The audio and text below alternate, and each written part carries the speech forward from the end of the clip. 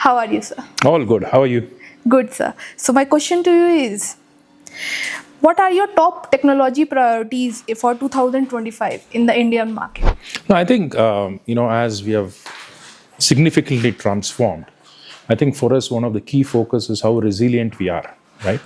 Because I think launching new products, bringing in innovation that happens on a very natural ability for organizations. But I think the customer expectation has significantly increased in terms of availability, in terms of lesser number of errors, in terms of always available, in terms of getting it quickly. But I think we will focus quite a lot on how we bring in all these things together so that a far superior customer experience is delivered. So how is generative AI influencing your organization's technological roadmap? So I think generative AI is, whether we like it or not, it is a very, very important piece of technology which we have got in the last 3 years. I will break it into two parts. First, it is massively helping us, the organization, to transform internally. Because if you really look at any corporate function, there are a lot of policies, there are a lot of rules, there are a lot of updates which happens, and how do we keep on doing it in the space of finance or credit or within in technology, right? Because these are all, starting off is actually a document which is subjected to an interpretation. So generative AI really helps to take those things to give much more clarity, so internally organizations can transform. The second part is on the consumer side and the distributor side, right? The consumer receives a lot of contracts, right? Any financial service is a contract between us and the consumer. And how do we summarize certain things and tell the consumer these are the key points? For example, if someone takes a loan, what happens if by some chance the person who took the loan passes away? How does it work? It is very, very not clear in a lot of contracts, right?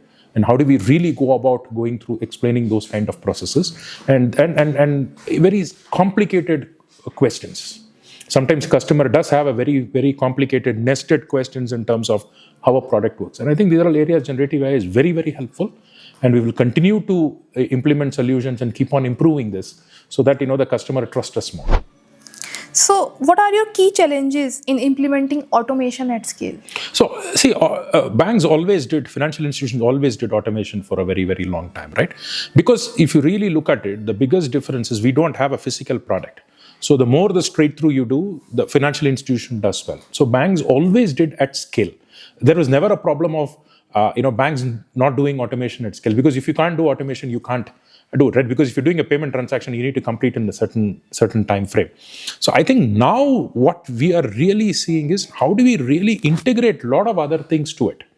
Okay, because 80% could be automated. There was always a remaining 20% where there was a judgment call required, or there is very difficult to do the last mile integration, etc., etc. Now I think with AI coming in, those other things are very good. I think Agentic AI, I think that is where it is going to help us, because traditional automation, struggles in the last 9 to 10%. I think Agentic AI can help you to do that so that you complete the loop and deliver a better experience. Thank you so much, sir, for sharing your valuable insights on this. Thank you so much for having me. Stay tuned for more episodes.